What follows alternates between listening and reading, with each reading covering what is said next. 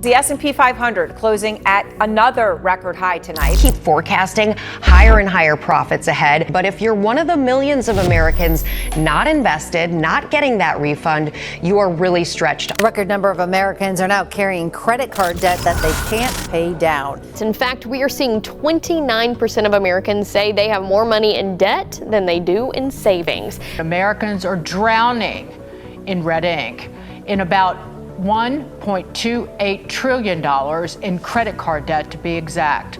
Your neighbor just got back from Mexico. Your coworker just bought a new truck with premium heated seats and all those high-tech features. Your cousin all of a sudden is posting on Instagram about the newest condo they're able to buy. And here you are sitting at the grocery store at the checkout counter wondering where the heck your paycheck is going every month, that all the costs seem to be escalating around you and you just can't keep up. Maybe they bought a new house and got in before prices exploded and you can hardly afford your monthly rent. Maybe they're talking about retiring early at 55 and you're not even sure how you'll be able to save up and retire in the next 10 years. And you sit on the couch every night while watching TV and worry about money, while everyone else seems financially free and secure, at least to some degree. Two people can work the exact same hours, even live on the same street, and have two completely different financial realities. No doubt you've heard about Elon Musk becoming possibly the world's first trillionaire, but not even that. You're hearing stories about other people becoming financially wealthy and independent, yet there is a vast majority that are also being left behind. You probably think a lot like I do. Well, I'm not jealous. I just want to know what they're doing differently than I am, so at least I have a blueprint and I can somewhat copy them, see how to become at least somewhat financially free and independent. That's what we're going to go through in this video. I actually didn't even want to do this video, right? Because of my tooth, my tooth fell out and I have to go to the dentist. I'm like, oh, I look like a hillbilly. Nobody's going to want to see me like this with my tooth. Maybe I'll just talk like this the whole time. And my friends are like, just go on camera, do it anyway. Nobody cares. It'll make you human and relatable. You know, let them know that stuff happens. And fine, so I'm doing the video anyway. And I feel like that guy from The Hangover, you know, where he's missing the tooth. That's what I feel like. Whatever, I'm doing the darn video anyway. Here I am. Jobs are tough right now. There's no question about it. People are worried about losing their jobs to AI. Houses, well, they were going up quite substantially. Now they're starting to come down, and there's always this pressure. And I used to worry so much about keeping up financially, right? And when you get down in the dumps, maybe you lost your job, whatever, you're having a bad time financially, you throw yourself a little pity party, right? And that helps you forget about it for what, a day or two? And then you wake up the next day and your problems are still there. It really didn't solve anything. Economists actually have a name for this. It's called the K-shaped economy, economic polarization, two-tiered economic system, economic divide, whatever you want to call it. That two distinct groups of people are starting to divide and branch out. And this happened around the start of COVID. And it created what I call a two-elevator system, where one group rode the elevator up. They had financial assets that appreciated and their value continued to accelerate. The other group, however, is on the downward elevator that they're trying to keep up, but just labor and one income alone are no longer enough. That's the miracle of compound interest, depending upon how you want to look at it. Everybody's familiar with, oh, if you have appreciating assets, investments, well, that'll continue to snowball and increase over time. Less effort you have to apply towards those investments, and it starts becoming more passive income. However, the opposite is also true, that if you have debt accumulating, well, that compound interest continues to grow and snowball. Your interest continues to increase, get larger, your debt accumulates, so it can actually work against you. So let's dive into some numbers. Back in 2024, the US Federal Reserve asked Americans, how are you doing financially? 73% responded with, I'm doing okay. I'm living comfortably. FP Canada's 2025 financial stress test reveals that 42% of Canadians feel that money is their number one stressor, more than work, health, and relationships combined. 51% say they have nothing left over after they pay all their bills. They have nothing to save, nothing for investments. 68% of them say that the cost of living is the number one reason why they're not getting financially ahead. This is what economists call the optimism gap, that people say they're fine on paper. However, the numbers tell a different story. I'll tell you a story now about two guys, Jack and John. They both bought a house in 2015 when the national average for a house was $454,000 in Canada. However, when COVID hit, Jack was able to work through it. He had a steady job. He held on to his house. John, on the other hand, wasn't so fortunate. He lost his job, held on as long as he could, but he's forced to sell his house. Now, fast forward 11 years into 2026, Jack's house has appreciated to $702,000, so he's enjoying comfortable equity in his house. John, however, well, he sold his house. He can't afford to buy a new house because now homes have appreciated. So Jack gets to enjoy comfortable equity. Meanwhile, John's struggling just to pay rent and trying to save up again for a down payment, but he doesn't think he'll ever be able to do that. These are two real scenarios, and this happens all the time. One person was just able to hold on to their job longer, build equity in their house, whereas John, having done nothing wrong, just lost his job. It happens to everybody. Well, now he's stuck as a permanent renter and can't claw his way back out. Now, many people will say, well, it's easy. Just live below your means, right? And that's, of course, great advice. We hear that all the time. However, that box to live below your means is getting smaller and smaller every year. You can only shave off so much in expenses before you're tapped out. You can't squeeze anymore. Jack didn't work smarter. He didn't work harder. He just happened to be at the right place at the right time, got in early, was able to have a steady job and hold on to that house. We all know people that are broke because of their own bad habits, right? There's everything under the sun. There are people that scrimp and save, working at their job, and they still can't get by. And then there are people that no matter how much money you give them, they'll find a way to be broke because they spend almost everything they get. They cannot manage their money, because you could be one of those people that is struggling to save, and no matter what you do, how much you cut back, you still can't make ends meet. And the box that people are given to live within their means is getting smaller and smaller every year. Everybody knows somebody that's going to be a millionaire and have their house paid off by the time they're 45, right? They just happen to be able to hold on to their house, have a steady job, invested, and their house is pretty much paid for at 45 or 50. And on the other hand, we know people that are 45 or 50 that are going to probably be renting for the rest of their lives because they can't claw their way back to home ownership. And then we have everything in between, people that were able to buy a house but are just struggling to make those payments, and other people that are almost there, doing everything right, using the first home savings account, investing, but the goalposts keep getting moved farther and farther away. And now young people and renters have the hardest time in history trying to save up for a down payment and being able to afford a house. They've just been priced out of the market. But like I touched on, not everybody that owns a house is doing financially well as they're being squeezed. It's reported that 40 to 45% of current homeowners have constant financial worry that they can't afford any more wiggle room, that if that mortgage were to change by $100 to $200, they couldn't afford the mortgage. They simply have to walk away. And there's reports of 10% of Canadians having their mortgage underwater, meaning that the value of their home is now less than what their mortgage is. So that's what's called by mortgage brokers underwater. Why? Well, because when they locked in at 1 to 1.5 back in 2020-ish, they're able to afford a mortgage. However, now the rates are closer to 4 to 5% and the mortgage has increased, so they can just no longer afford it. On paper, they look rich. However, if you're to do a deep dive into the finances, they're really struggling. And renters have it no easier. According to reports, 55 to 60% of renters in both countries report daily financial anxiety. 60% of renters say they have nothing left after they pay all their bills. Nothing left to save and invest. Absolutely nothing. And 38% of American renters say they can handle a $400 cash emergency if it comes up. In case we haven't met, I'm Aaron, a 20-year corporate accountant and analyst living in Western Canada. I talk about personal finance, investing, and offer money tools. Real money tools that will actually help you and get you out of a financial rut if you're in one.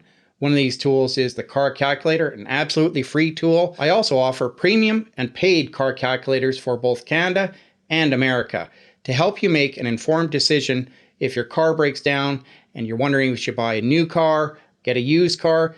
This shows you the math, so at least you'll be able to make an informed decision. Another one that I've just created, and it's absolutely free, is a budget calculator, a budget tracker. So all you do is go in, put in your numbers. I made it very, very simple to use because if it's overly complex, you won't want to use it. I know I wouldn't. You just put in your numbers and it will actually show you your progress. It'll give you a range saying whether your situation financially is critical, you're just treading water, you're getting financially ahead, or you're actually building wealth. Like it'll show you, and this is absolutely free. You don't have to pay anything if you don't want to. It's just my gift to you to say, thanks for stopping by and viewing and hopefully subscribing to my channel. Like I said, link is in the description. Absolutely free to use. I hope you enjoy it. So one of the main reasons why people are broke now is because of oligopolies. Lately, companies have been able to no longer have to rely on making the best product or offering it at the best price. They try to corner that share of the market. This is true with banks, telecommunication companies, so many companies that you'll encounter, you're forced to buy their product. They originally merge and have acquisitions and say, well, this will benefit everybody because we can offer operational efficiency, lower our prices if we streamline operations. This is true. This can happen. Have I ever seen it actually put into practice? No. What they're going to do is if they do discover certain operational efficiencies, they'll just simply pass those benefits on to the shareholders and not to the consumer or their employees. They'll never see those returns most likely. If you are to walk into any corporate boardroom, you will find that maximizing shareholder returns far eclipses and outweighs anything. Employee retention, customer and consumer satisfaction, even product quality. It is a distant second because they're just trying management to maximize shareholder returns, and that's good. We all want to have and invest in companies that produce great returns, right? But it is now so out front, such a strong priority that everything else is a distant second. And I remember this question being asked twice on the same exam when I was going for my accounting degree. It was asked in one of the final financial accounting and finance courses that they asked, what is the primary goal of management? And it was to maximize shareholder returns. This was actually proposed by Milton Friedman, an economist back in the 1970s, came out with the Friedman Doctrine. But now, like I said, that is such a high priority, outpacing everything else. That's why there's no longer any employer loyalty, that they'll just let you go if they can cut costs, because employees are treated as an expense and no longer an asset, something to be invested in. Companies are just trying to reduce their bottom line almost any way they can. And one great example of this is AI. If a company finds that they can replace you and AI will only cost a fraction of the cost, say 1/3, you can bet that they'll be looking to replace you. And what seems frustrating for me is that companies are no longer concerned with making a great product at a great price and saying, hey, market, here's what we have to offer. They're there to engineer and manipulate and structure and increase their stock price by any means necessary. Often they'll buy back their shares, which in the short term can boost their stock market valuations, their share price. This leads to a stronger EPS, earnings per share, because there are less outstanding shares out there, so the valuation goes up. Every shareholder gets a greater return. So in the short run, this looks good for investors, right? It signals strength and confidence. Hugs. However, in the long run, this can actually be detrimental because rather than investing into R&D, research and development, or employee satisfaction and providing living wages for employees, which would be great, they choose to buy back shares, which temporarily boosts their share price, for the short term, and can increase their EPS, earnings per share, because it's signaling confidence to the market, and investors like this. So everybody's familiar with social media being a highlight reel, right? I never believe all the photos now that I see on Instagram or even Facebook of my friends. Sure, they're showing us one trip maybe they went on in 5 years, or the beautiful girl leaning on the Ferrari that she probably doesn't own. Like, this isn't reality. I'm sure most of us know that, and you can't go by that. You don't see behind the scenes and pull back the curtain and see how they're actually doing financially. And just remember, their financial outlook, their status, and financial health, you really have no clue about, right? You don't know if they're heavily into debt, if they've taken out max loans, what their condition's going to be. And I told my wife this very thing, that can change in an instant. If somebody's married and owns a house, well, what if they get divorced? And then on top, what if they have a health problem? Their financial situation can change drastically. So the only thing that you can focus on and control is your financial situation, obviously. This used to really worry me, and I get flustered when I see all my friends going on vacations, or they bought a new pool table or couch or whatever, and how can they afford that? For all you know, they're going into debt, or maybe they did, and that's their one big purchase in 5 years. We tend to only compare ourselves to the highlights and block out everything else. So don't stress if you're trying to get ahead. Like I said, that budgeting app, the template that I made, that can really help you. It was a great starting point for me and helped me identify all those little drips that I had. Yeah, I had them too. So why am I spending $5 in fees at my bank for overdraft protection? Well, have you ever gone into your overdraft? No. Then it's a useless fee. So it helps identify that. Another thing I was spending just a ton of money on was Nicorette gum, right? I still buy it because I don't smoke, but the gum is insanely expensive. So right now I'm chewing just regular gum, but I looked at it. That is the single biggest factor that I can control right now to drastically reduce my expenses. But it's just identifying all those little drips that people have. Groceries. In 2020, Canadians were spending on average for a family of four, $13,900. Currently, today in 2026, they're spending $17,500. A $4,500 increase just in groceries. A $4,600 increase, or 27% increase in just 6 years. Beef alone was up 23% from its 5-year average in 2025. And the Bank of Canada confirmed that grocery prices have increased 22% since 2022. The average new car price in Canada currently sits at over $63,000, the sticker price, and some people are having to stretch out that financing, the loan, to 8 years, otherwise they wouldn't be able to afford the car. Jobs. It's not as easy as, well, just get a better job. AI is now entering the workforce more predominantly and isn't just taking over entry-level jobs, it's starting to creep into mid-level jobs. Not the senior, not the junior, the mid-level. The relationship between employers and workers has been quietly, systematically dismantled over the past 4 decades. Company loyalty is no longer a two-way street. It's a balance sheet calculation. Defined benefit pensions, which once guaranteed workers a predictable retirement income based on years of service, covered 38% of American private sector workers in 1980. By 2023, that number had collapsed to just 11%. In Canada, private sector defined benefit coverage fell from nearly 22% in 1997 to under 10% by 2017. The retirement risk didn't disappear.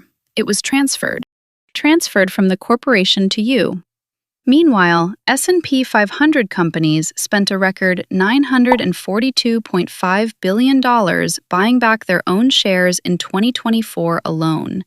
Nearly $1 trillion returned to shareholders, while median real wages for the bottom half of workers remain below where pre-pandemic trends projected they would be.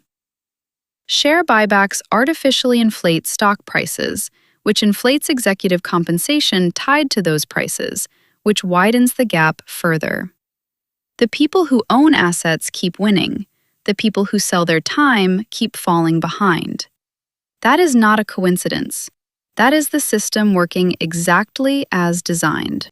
If you're under 35 in Canada, you've seen the smallest wage gain of any group in 2024. Now, having a side hustle is just commonplace, right? You pretty much have to have a side income if you want to get ahead. So that's why you'll get two different versions depending upon who you ask. A homeowner that had his house for 10 or 15 years is almost paid off. I'll say, yeah, I'm doing financially well. I almost own my house.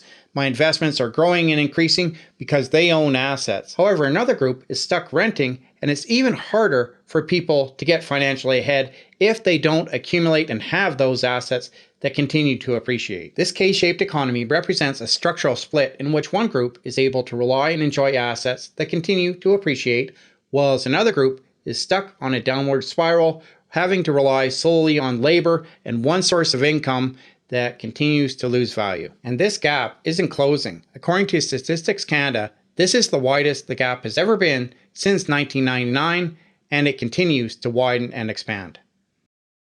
Some things that I can offer you from personal experience are, one, the pity party that I had, that's not a solution, right? That's throwing yourself a pity party. You feel bad, nothing changes. Do yourself a favor, get a good night's sleep. Your financial situation will look a lot better, and you can look at it through a different lens when you're well rested. Second, find a hobby that pays. If you want to call this a side hustle, fine, but find your Ikigai. What that means is there's 4 circles that intersect. And when you can find something that you're good at, there's a demand in the market for it, you can reproduce it, and people will actually pay you for it. In the center, where all 4 circles intersect, you want to identify that and produce that. This can be anything, whether it's building websites with AI, talking about cars, building crafts, or developing a product that people will pay for. You need to identify what you can offer the world that there's a demand for and that people will pay for it. You might think, oh, I have nothing. I have nothing to offer. I live in a dumpy apartment in Toronto. I can barely get by. I can't hardly even make rent. And it's a struggle every day just to be able to get by. That's your sweet spot right there. I would pay to see that, right? I would love to watch YouTube videos about a person talking about that very thing, the challenges of living in Toronto and how to get by on a minimal income, right? Like, there's your thing. Talk about that. People want to see that. I would love to get footage of that. I'm not going to fly to Toronto and take footage for one video, but that's what I mean. You have something unique that you can offer to the world. If you live in a small town, talk about the benefits of living in a small town compared to a big city, because so many people are probably wanting to move out of the big, expensive city to a small town. Talk about that. Think of something you can do to offer the world and make money from it. Again, like I said, there's a free budget tracker, a great one that I built that's absolutely free. Just click on the link in the description. It'll show your progress. So it'll show if your financial status is critical, you're just treading water, if you're actually getting financially ahead, or if you're actually building wealth. It'll tell you all this. It's very simple to use. I didn't want to make it overly complex, otherwise nobody would use it. But just plunk in your numbers, change the month. It'll track all your expenses, and it's a start. It's better to do something than nothing and just be blind to it and hope for the best, right? For the longest time, I didn't want to look at my numbers. It's like when you notice something's wrong, like a spot on your arm, and oh, you should go get it checked at the doctor, and you're like, I don't want to go to the doctor. I don't want to see it. I'm sure it's probably nothing. I would put it off. Well, why don't you just take the time and identify it? And you can catch all these drips, and your situation can only improve. It just takes a few minutes, and it's free. This is my gift to you just to get you started. So like I said, I'm Aaron, a 20-year corporate accountant living in Western Canada. I talk about personal finance, investing, and offer money tools. And if you want to check out more of my content, here are 2 great videos recommended by the YouTube algorithm just for you.